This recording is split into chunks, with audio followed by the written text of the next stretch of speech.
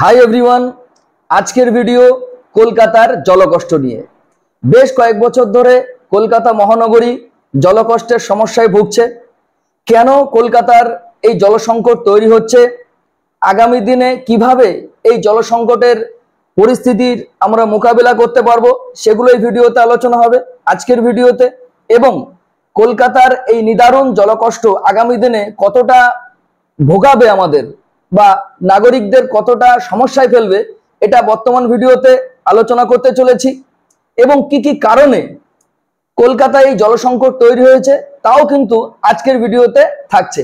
সুতরাং today's video is going to be very very interesting, so keep with us. প্রথমেই একটি বিষয় বা একটি প্রতিবেদনে আমরা খুব ভেরি রিসেন্ট দেখছি, যেটা কলকাতা পৌরসভা থেকে যে তথ্যগুলো আমরা পাচ্ছি বা মেয়র ফিরহাদ হাকিম যিনি কিছু তথ্য দিয়েছেন, যেমন দেখা যাচ্ছে যে যখন ভাটা চলছে তখন ভাটার সময় যখনই আমরা জল তুলতে যাচ্ছি কলকাতার বিভিন্ন জায়গা থেকে আন্ডারগ্রাউন্ড পাম্পিং সিস্টেমের মাধ্যমে, যখন আমরা মাটির তলা থেকে জলটা তুলতে যাচ্ছি, যখন ভাটা চলছে তখন কিন্তু জলের পরিবর্তে কাদা উঠছে বা কাদা গোলা জল উঠছে। কারণ গঙ্গা নদীর যে জলস্তর সেটা কিন্তু নামছে। আমাদের প্রথমে মাথায় রাখতে হবে, প্রতিদিন কলকাতা পৌরসভা গঙ্গা নদীর জল পরিশোধন করে পরিশ্রুত করে কলকাতা মিউনিসিপ্যালিটির আন্ডারে যে সমস্ত এলাকা আছে সেখানে কিন্তু পরিশ্রুত পানীয় জল সরবরাহ করে থাকে। অর্থাৎ কলকাতা মহানগরীর বাসিন্দাদের পানীয় জলের প্রধান উৎস সেটা কিন্তু গঙ্গা নদী। সেই গঙ্গা নদীর জলস্তর দ্রুত নামছে, এটা একটা ব্যাপক আশঙ্কার ব্যাপার এবং খুবই বিপদের ব্যাপার যদি আগামী দিনে পরপর পরপর জলস্তরটা নামতেই থাকে। কারণ কলকাতা মহানগরীর সার্বিকভাবে সামগ্রিকভাবে জলের উৎস কিন্তু একটাই, সেটা হচ্ছে গঙ্গা নদীর জল। সুতরাং বুঝতেই পারছো, গঙ্গা নদীর জলস্তরটা যদি নামে তাহলে কিন্তু সরাসরি কলকাতার পানীয় জলের উপরে তার একটা প্রভাব কিন্তু এসে পড়বে।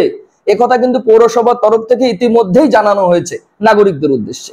আরেকটি ব্যাপার যেটা না বললেই নয়, বিভিন্ন সময় কেন্দ্রীয় ভূজল পর্ষদের তরফ থেকে তাদের যে পঞ্চবার্ষিক রিপোর্ট বেরোয়, সেই রিপোর্টগুলো থেকে আমরা যেটুকু তথ্য জানতে পারছি সেটা তো আরো বিপদের ব্যাপার। সেটা হচ্ছে আমাদের কলকাতা মহানগরী সহ পশ্চিমবঙ্গের বিভিন্ন জেলায় ভূগর্ভের জলের যে লেয়ার বা উচ্চতা সেটা কিন্তু নামছে। 2022 সালের তথ্যকে যদি আমি সামনে রাখি তবে দেখা যাবে এই লেয়ার কিন্তু খুব বেশি পরিমাণে নেমেছে বিভিন্ন জায়গায়। তার একটা লিস্টও কিন্তু ওয়েবসাইটে তাদের দেওয়া আছে। তাদের পরিসংখ্যান থেকে জানা যাচ্ছে 2017 থেকে 2023 এই বছরগুলোর মধ্যে কলকাতা মহানগরীর ভূগর্ভের মাটির জলের যে লেয়ার বা মাটির জলের যে উচ্চতা 2 মিটারের কিছু বেশি নেমে গেছে, ভাবা যায়। এবং জলভাণ্ডার নষ্ট হয়েছে বা জলভাণ্ডারের অপচয় হয়েছে প্রায় 18%। 18% জল কিন্তু অপচয় হয়েছে ভূগর্ভের, কলকাতার ভূগর্ভের মাটির জল। এবং কলকাতার যে জলস্তর, মাটির তলায় যে জলস্তর থাকে যাকে আমরা ভৌম জলস্তর বলি, সেই জলস্তর কিন্তু নেমে গেছে 2 মিটারের বেশি। এরপরে আমি দক্ষিণ 24 পরগনা জেলার কথা একটু বলবো। দক্ষিণ 24 পরগনা জেলায় মাটির তলায় যে ভৌম জলস্তর সেটা নেমে গেছে 2.5 মিটারের বেশি, তার মানে কলকাতার চাইতেও বেশি দক্ষিণ 24 পরগনায়। এবং সেখানে জলের অপচয় বা জলের ক্ষতি যেটা হচ্ছে প্রায় 27%, অর্থাৎ কলকাতায় জলের অপচয় বা ক্ষতি হচ্ছে 18% বা 18%, সেখানে দক্ষিণ 24 পরগনায় সেটা কিন্তু প্রায় 27 বা 27%-এ গিয়ে পৌঁছেছে। সুতরাং এই বিষয়টা কিন্তু খুবই আশঙ্কার যে কেন এই জলের লেভেলটা কমে যাচ্ছে, এর কারণগুলো আমাদের জানতে হবে। সুতরাং এই যে জলকষ্ট যেটা মহানগরীতে দেখা যাচ্ছে এবং আগামী দিনে কলকাতা মহানগরীর জলকষ্ট আরো বাড়বে যে যে দুটি বিশেষ কারণে, সেই দুটি কারণ কিন্তু আমি ইতিমধ্যেই ভিডিওতে বলে দিলাম। একটি হলো গঙ্গা নদীর জলস্তর কমে যাওয়া এবং দ্বিতীয়টা হচ্ছে কলকাতা মহানগরীর মাটির তলায় যে ভৌম জলস্তর আছে, মাটির তলায় যে জলস্তর আছে তার যেই লেভেল, সেই লেভেলটাও কিন্তু নেমে যাচ্ছে। সুতরাং এই জোড়া বিপদ বা এই জোড়া কারণে আমাদের কিন্তু কলকাতায় জলকষ্ট দেখা দিচ্ছে এবং আগামী দিনে জলকষ্ট আরো ব্যাপক আকারে কিন্তু হতে চলেছে বা হতে পারে। এছাড়া আরো বেশ কিছু কারণ আছে আমি বলতে পারি, যেমন ধরো আবাসন শিল্প একটি মহানগরীতে একটা ব্যাপক বড় শিল্প এবং যারা বর্তমানে জলের ব্যবসা করে, জল ব্যবসায়ী বিভিন্ন বড় বড় কোম্পানি, তারাও কিন্তু ভূগর্ভ থেকে যথেচ্ছ পরিমাণে জল তুলছে। সুতরাং এই ব্যাপারেও আমাদের কিন্তু একটু দেখতে হবে যে এইগুলোও কিন্তু কারণ, সম্ভাব্য কিছু কারণ বা নিশ্চিতভাবে বলা যায় কিছু কারণ যেগুলো কিনা কলকাতা মহানগরীর জলকষ্টের পেছনে দায়ী। ঠিক আছে, এবার কিছু আলোচনা করি যে এই যে জলকষ্ট হচ্ছে এর মাধ্যমে কি হতে পারে। ধরো জলের লেভেল যদি নেমে যায়, বা ধরো গঙ্গা নদীর জলস্তর যদি নেমে যায়, বা কলকাতার মাটির তলায় ভৌম জলস্তর যদি নেমে যায়, তাহলে কি হবে? প্রথম কথা, জল তো পাবোই না। অর্থাৎ পানীয় জল যখন আমি তুলতে চাইবো আমাদের জল তৃষ্ণা মেটানোর জন্য, তখন পানীয় জল পাবো না, প্রথম কথা। দ্বিতীয় কথা হচ্ছে, যেটুকু পানীয় জল পাবো অনেক কষ্ট করে, সেটুকু পানীয় জলেও বিভিন্ন রকম দূষিত পদার্থ মিশে থাকার প্রবল সম্ভাবনা তৈরি হবে, যেমন আর্সেনিক। অর্থাৎ আর্সেনিক কিন্তু সেই জলের মধ্যে উঠে আসবে। ঠিক আছে, হিসাব করে দেখা যাচ্ছে প্রতিদিন, মানে কলকাতা পৌরসভার একটা হিসাব আমি তোমাদের সামনে তুলে ধরছি, সেটা 2022 সালের হিসাব আমি দিচ্ছি। সেটা হচ্ছে প্রতিদিন প্রায় 154 কোটি লিটার জল কলকাতা পৌরসভা পরিশ্রুত করে বিশুদ্ধ করে নাগরিকদের কিন্তু সরবরাহ করে থাকেন। এর মধ্যে 23% জল পার ডে নষ্ট হয়ে যায়, অপচয় হয়ে যায়। অর্থাৎ প্রায় 36.5 কোটি লিটার জল পার ডে কিন্তু নষ্ট হয়ে যায়। অর্থাৎ এই অপচয় কিন্তু আমাদের কমাতে হবে, নাহলে কিন্তু আগামী দিনে আরো জলকষ্টের মধ্যে আমরা পড়বো। আর একটু আগে বললাম জলের সাথে বিষাক্ত যে পদার্থ, ধাতব পদার্থ যেমন আর্সেনিক মিশে যাচ্ছে। এটা মিশে গেলে কিন্তু আমাদের জনস্বাস্থ্য বা নাগরিকদের স্বাস্থ্যের পক্ষে এটা কিন্তু খুব একটা বিপজ্জনক সংকেত। 2019 সালে যাদবপুর বিশ্ববিদ্যালয়ে একটি সমীক্ষা করেছিল। সেই সমীক্ষায় দেখা যাচ্ছে কলকাতায় একজন পূর্ণবয়স্ক নাগরিক, সে প্রতিদিন সে যে খাদ্য খাবারগুলো খায়, সে জল খাচ্ছে বা বিভিন্ন রকম খাদ্য খাবার সারাদিনে খাচ্ছে, সেই খাবারের সাথে 76 মাইক্রোগ্রাম 76 মাইক্রোগ্রাম আর্সেনিক কিন্তু তার শরীরে মিশে যাচ্ছে। এবার প্রতিদিন যদি 76 মাইক্রোগ্রাম করে তার শরীরে আর্সেনিকে ঢুকতে থাকে, তবে দীর্ঘমেয়াদে বা দীর্ঘদিন পরে তার শরীরের কিন্তু বিভিন্ন অর্গান বা অঙ্গ প্রত্যঙ্গ কিন্তু ক্ষতির মুখোমুখি হতে পারে আর্সেনিক পলিউশনের জন্য। এটাও কিন্তু আমাদের মাথাতে রাখতে হবে। ঠিক আছে, সুতরাং তোমরা বুঝতেই পারছো কেন কলকাতা জলকষ্ট হচ্ছে, বা এর মূল কারণগুলো আমি ধরলাম, এবং এর ফলে কি কি অসুবিধা হতে পারে, জনস্বাস্থ্যের উপর কি কি প্রভাব পড়তে পারে, দু একটা কথা আমি বলার চেষ্টা করলাম।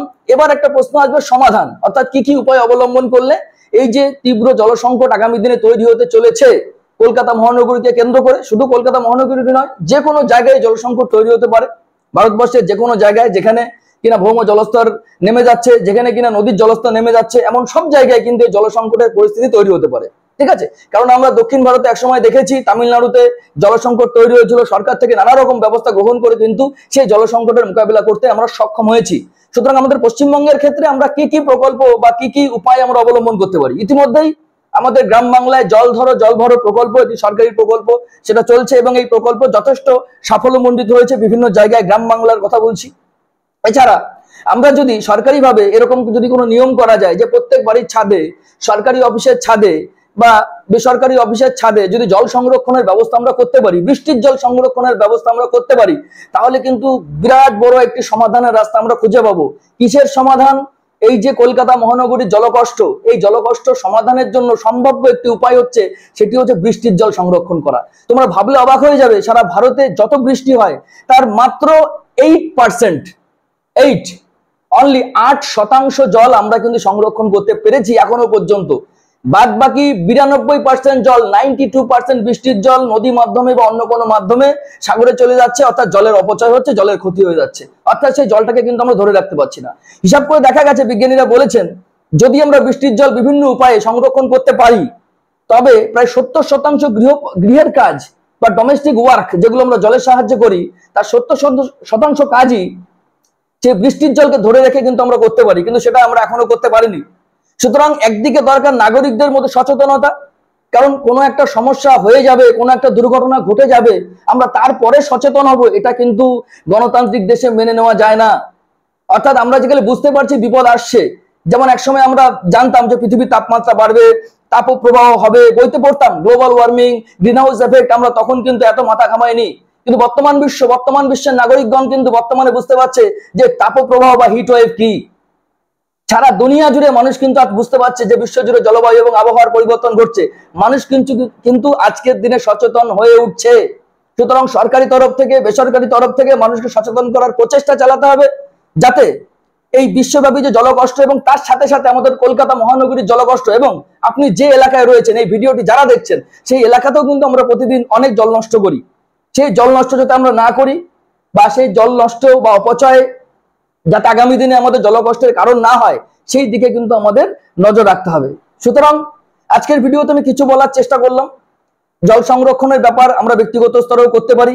সেই ব্যক্তিগত জল সংরক্ষণের সদিচ্ছা সম্পূর্ণরূপে আমাদের ইচ্ছার উপরে, আমাদের সচেতনতার উপরে, প্লাস সরকার থেকে নানা রকম পদক্ষেপ নেওয়া হোক, এটা আমি সরকারের কাছে আবেদন রাখছি। কারণ জল এমন একটি সম্পদ, প্রাকৃতিক সম্পদ, যার উপরে গোটা মানব সভ্যতা শুধু নয় সমস্ত জীবজগৎ নির্ভর করে আছে। সুতরাং সেটা যদি অপচয় হয়, সেটা যদি আস্তে আস্তে সেই সম্পদকে যদি আমরা হারিয়ে ফেলি, তাহলে কিন্তু মানব সভ্যতা কিন্তু বিলুপ্ত হয়ে যাবে। এই ব্যাপারটা কিন্তু আমাদের মাথায় রাখতে হবে। যাই হোক, আজকের ভিডিও এই পর্যন্তই। আর বেশি বলে ভিডিও আমি দীর্ঘ করব না। যদি তোমাদের এই ভিডিওটি ভালো লেগে থাকে বা ভবিষ্যতে যদি এই ধরনের ভিডিও দেখতে চাও, অবশ্যই তোমরা চ্যানেলটিকে ফলো করবে এবং চ্যানেলের পাশে থাকবে। এবং যদি তোমাদের এই ভিডিওটি তথ্যপূর্ণ বলে মনে হয়, তোমরা অবশ্যই লাইক, কমেন্ট, শেয়ার করতে পারো। ঠিক আছে, ধন্যবাদ।